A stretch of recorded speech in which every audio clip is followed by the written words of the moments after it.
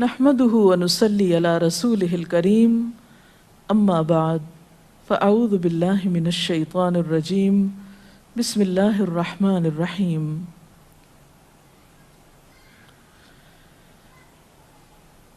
ایک پاکیزہ معاشرہ اسی وقت وجود میں آ سکتا ہے جب خاندانی نظام مضبوط ہو، اور خاندانی نظام کی مضبوطی کا انحصار شوہر اور بیوی کے باہمی تعلقات پر ہوتا ہے۔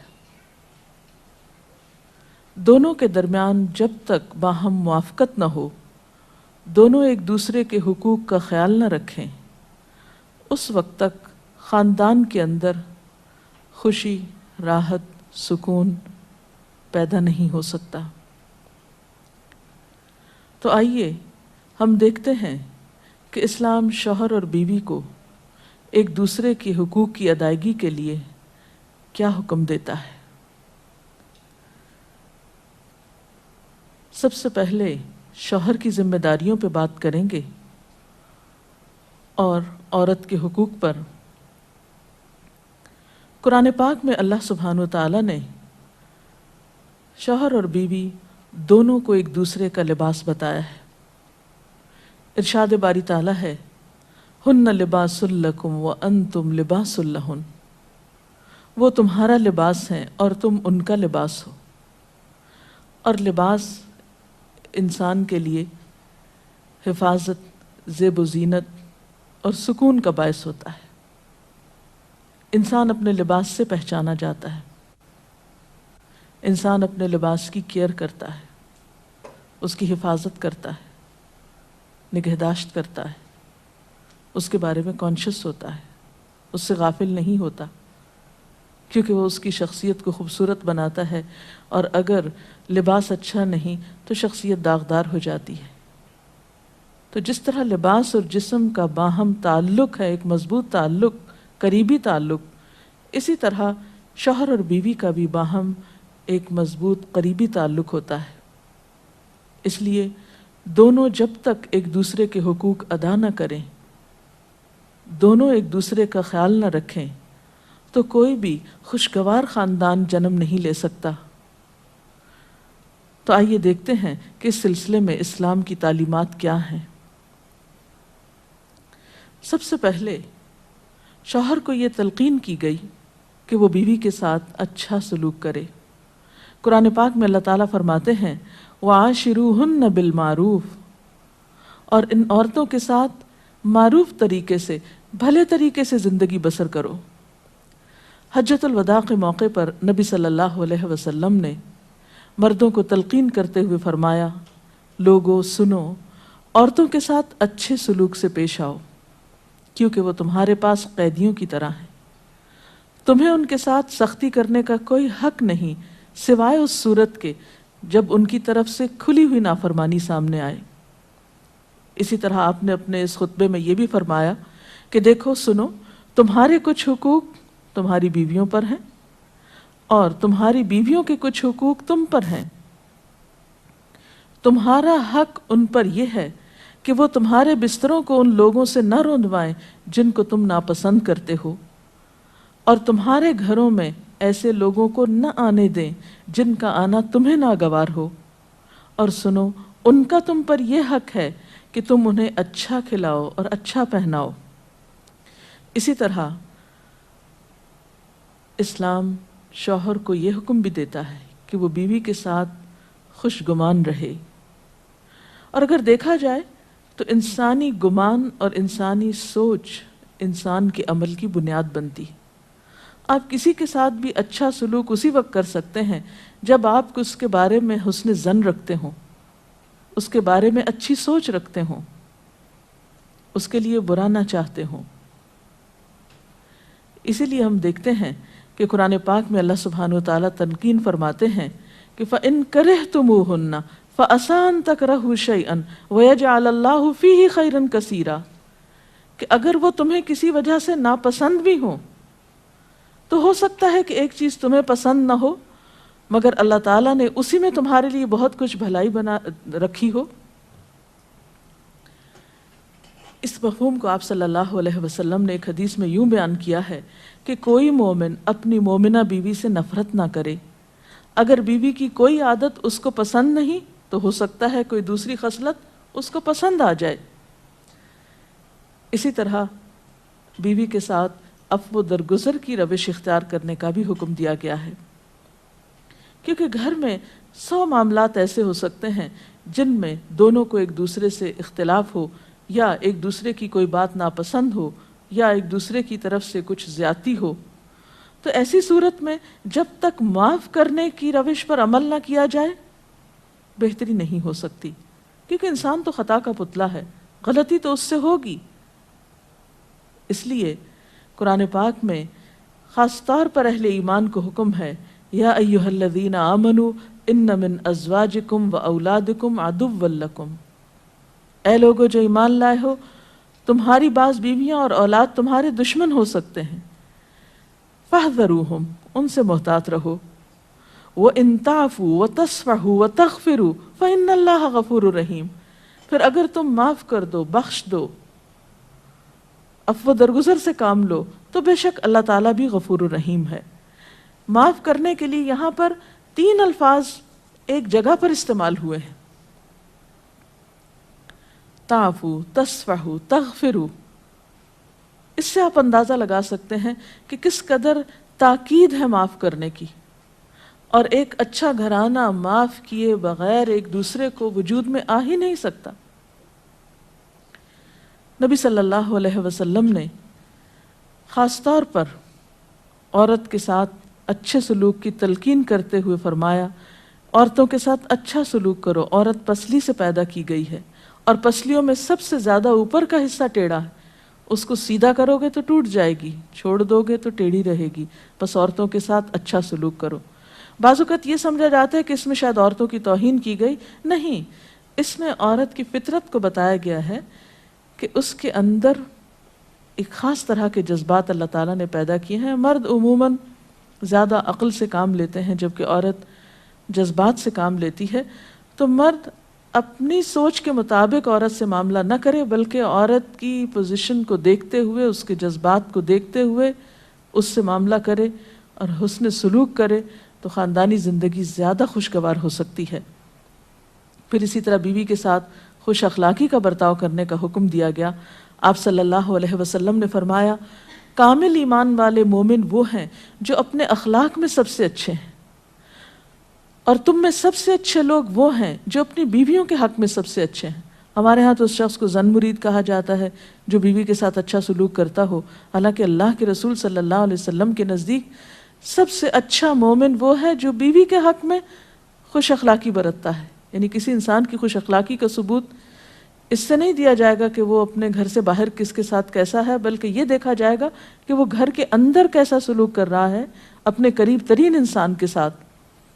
حضرت عائشہ رضی اللہ تعالیٰ عنہا فرماتی ہیں کہ میں نبی صلی اللہ علیہ وسلم کے ہاں گڑیوں سے کھیلا کرتی تھی، میری سہیلیاں بھی میرے ساتھ کھیلتی، جب نبی صلی اللہ علیہ وسلم تشریف لاتے تو سب ادھر ادھر چھپ جاتی، آپ ڈھونڈ ڈھونڈ کر ایک ایک کو میرے پاس بھیجتے تاکہ وہ میرے ساتھ کھیلیں۔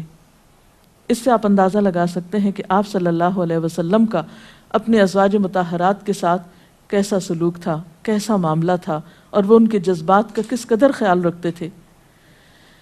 اسی طرح شوہر کی ذمہ داریوں میں سے یہ ذمہ داری بھی ہے کہ وہ بیوی کو خوش دلی سے نان نفقہ دے، اس کی ضروریات پوری کرے۔ اس سے نہ صرف یہ کہ دنیاوی اعتبار سے وہ اپنی ذمہ داری پوری کرے گا، بلکہ آخرت کے اعتبار سے بھی وہ بہترین اجر و ثواب کا مستحق ہوگا۔ نبی صلی اللہ علیہ وسلم نے فرمایا، 1 دینار وہ ہے جو تم نے اللہ کی راہ میں خرچ کیا، ایک وہ ہے جو تم نے کسی غلام کو آزاد کرنے میں خرچ کیا، ایک وہ ہے جو تم نے کسی فقیر کو صدقے میں دیا، اور ایک وہ ہے جو تم نے اپنے گھر والوں کو صدقے میں دیا، یعنی اپنی بیوی کو کھلایا، اس کی ضروریات پوری کرنے پہ لگایا۔ ان میں سب سے زیادہ اجر و ثواب اس دینار کے خرچ کرنے کا ہے جو تم نے اپنے گھر والوں پہ خرچ کیا۔ وہ لقمہ جو شوہر اپنی بیوی کو کھلاتا ہے وہ شوہر کے حق میں صدقہ لکھا جاتا ہے، یعنی فریضے کی ادائیگی تو اپنی جگہ، لیکن اس کا خرچ کرنا اس کے لیے باعث ثواب ہے اس مد میں۔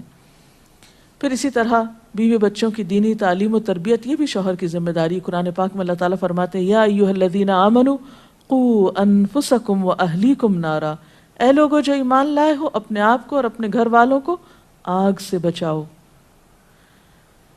قرآن پاک میں نبی صلی اللہ علیہ وسلم کے ذریعے امت کو حکم دیا گیا ہے وَأْمُرْ أَهْلَكَ بِالصَّلَاةِ وَاصْطَبِرْ عَلَيْهَا، کہ اپنے گھر والوں کو نماز کا حکم دو اور خود بھی اس کی پابندی کرو. اسی طرح بیوی کے لیے بھی کچھ احکامات ہیں، بیوی کی بھی کچھ ذمہ داریاں ہیں جو اسے شوہر کے حق میں پوری کرنا ہے. پہلی ذمہ داری یہ کہ بیوی خوشی کے ساتھ شوہر کی اطاعت کرے. قرآن پاک میں نیک عورتوں کی صفت یہ بتائی گئی ہے فالصالحات قانتات، نیک عورتیں فرما بردار ہوتی ہیں، ایک طرف اللہ کی اطاعت گزار اور دوسری طرف شوہر کی اطاعت گزار. شوہر کی اطاعت کے بارے میں ایک حدیث میں آتا ہے آپ صلی اللہ علیہ وسلم نے فرمایا 2 قسم کے لوگ ایسے ہیں کہ جن کی نمازیں ان کے سروں سے اوپر نہیں جاتی. ایک وہ غلام جو اپنے آقا سے بھاگ جائے جب تک کہ واپس نہ آئے، اور دوسرے وہ بیوی جو اپنے شوہر کی نافرمانی کرے جب تک کہ نافرمانی سے باز نہ آ جائے. یہاں تک حکم ہے کہ بیوی شوہر کے معاملے میں کسی دوسرے کی بات نہ مانے. یعنی شادی کے بعد ایک عورت جب شوہر کے گھر چلی جاتی ہے تو پھر شوہر کا حق سب سے بڑا ہو جاتا ہے. بعض اوقات ہمارے معاشرے میں ایک طرف شوہر کچھ کہتا ہے، دوسری طرف والدین کچھ کہتے ہیں، تیسری طرف کسی اور کا مشورہ کچھ ہوتا ہے، عورت بیچاری بیچ میں پس جاتی ہے. ایسے موقع پر عورت کے لیے کیا لازم ہے، اس کی پرائرٹی کیا ہوگی کہ وہ اپنے شوہر کی بات مانے. عورت کی دوسری بڑی ذمہ داری اپنی آبرو اور عزت و عصمت کی حفاظت ہے. عورت کوئی ایسا کام نہ کرے جس سے اس کی عفت و عصمت پر کچھ حرف آئے. ازدواجی زندگی کی خوشی کا راز باہم ایک دوسرے پر اعتماد ہے. اگر کوئی بھی ایسا کام عورت کرتی ہے جس سے شوہر کے دل میں شک ہو جاتا ہے، اعتماد ختم ہو جاتا ہے، تو اس سے ازدواجی زندگی کی خوشیاں ختم ہو جاتی. یہ اعتماد بے حد ضروری ہے اور اس کے لیے اپنی عزت عصمت کی خصوصی حفاظت. نبی صلی اللہ علیہ وسلم نے فرمایا عورت جب 5 وقت کی نماز پڑھے، اپنی آبرو کی حفاظت کرے، اپنے شوہر کی فرما بردار رہے تو وہ جنت کے جس دروازے سے چاہے داخل ہو جائے. اسی لیے شوہر کی اجازت اور مرضی کے بغیر گھر سے بھی نہیں نکلنا چاہیے. حضرت معاذ بن جبل کہتے ہیں کہ نبی صلی اللہ علیہ وسلم نے فرمایا خدا پر ایمان رکھنے والی عورت کے لیے جائز نہیں کہ وہ اپنے شوہر کے گھر میں کسی ایسے کو آنے دے جس کا آنا شوہر کو پسند نہ ہو، اور وہ ایسی صورت میں گھر سے نکلے جب اس کا نکلنا شوہر کو پسند نہ ہو. اطاعت کے علاوہ شوہر کو خوش رکھنا یہ بھی بے حد ضروری ہے. نبی صلی اللہ علیہ وسلم نے فرمایا جس عورت نے اس حال میں انتقال کیا کہ اس کا شوہر اس سے خوش تھا تو وہ جنت میں داخل ہوگی. اور عموماً کسی کی خوشی کے لیے انسان اپنے جذبات کی قربانی دیتا ہے، بعض اوقات اپنی سوچ کی قربانی دیتا ہے، بعض اوقات اپنے کسی اور راحت و آرام کی قربانی دیتا ہے. تو ایک عورت جب اپنے شوہر کو خوش کرتی ہے تو جواباً اس کے لیے خوشی پلٹتی ہے. اس لیے گھریلو زندگی کی خوشی کا انحصار اسی بات پر ہے کہ دونوں ایک دوسرے کے لیے قربانی کے جذبات رکھتے ہوں، ایک دوسرے کے لیے رحمت اور ایک دوسرے کے لیے مودت کا ذریعہ ہوں. جیسا کہ قرآن پاک میں شادی کا مقصد ہی یہ بتایا گیا کہ دونوں کے درمیان باہم مودت اور رحمت کے جذبات ہوں، ایک دوسرے کے لیے سکون کا باعث ہوں، تاکہ انسانی زندگی بہترین طریقے پر رواں دواں رہے. اسی طرح شوہر سے محبت کا اظہار کرنا، اس کے ساتھ وفادار رہنا، اس کا احسان ماننا یہ بھی بے حد ضروری ہے. حضرت اسماء کہتی ہیں کہ ایک بار نبی صلی اللہ علیہ وسلم میرے پاس سے گزرے، میں اپنی سہیلیوں کے ساتھ تھی.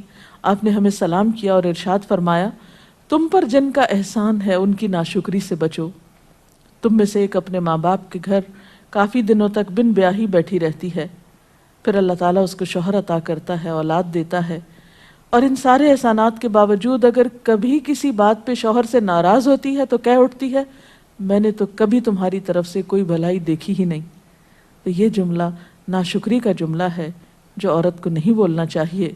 قیامت کے دن اللہ تعالیٰ اس عورت کی طرف نظر رحمت اٹھا کر نہیں دیکھے گا جو شوہر کی ناشکری ہوگی۔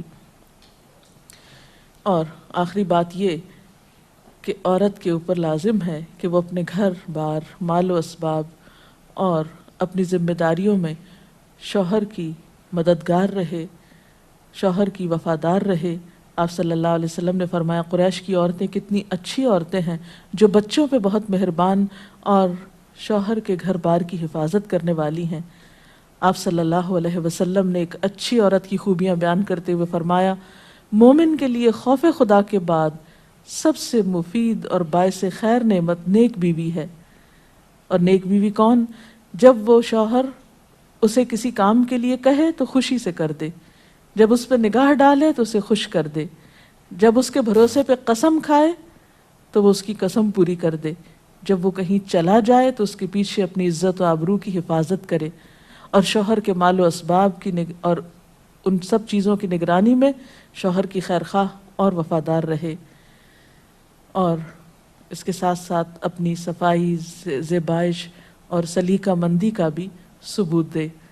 اس سلسلے میں اگر آپ کے ذہن میں مزید کچھ سوالات ہوں تو آپ کر سکتے ہیں۔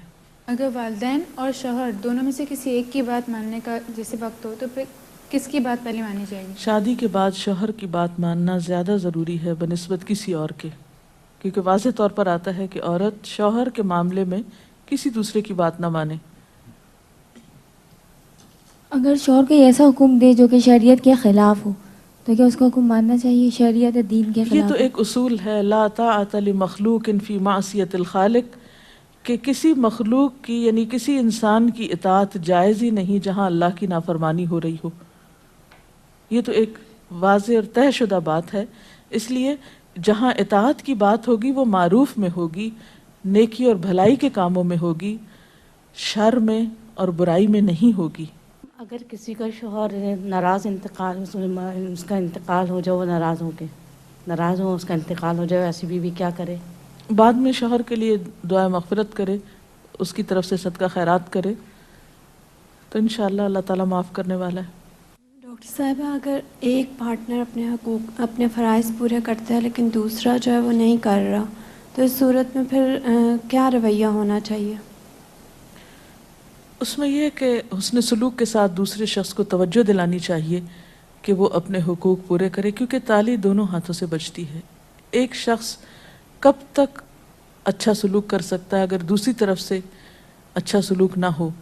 لیکن یہ یاد رکھیے کہ انسان بد اخلاقی کے ساتھ نہ کسی کا دل جیت سکتا ہے، زور زبردستی کے ساتھ کسی سے اپنے حقوق نہیں منوا سکتا۔ وقتی طور پہ ہو سکتا ہے کوئی پریشرائز ہو جائے، لیکن کسی کے دل میں اپنی جگہ نفرت یا سختی سے نہیں بنائی جا سکتی، محبت کے ساتھ ہی بنتی ہے۔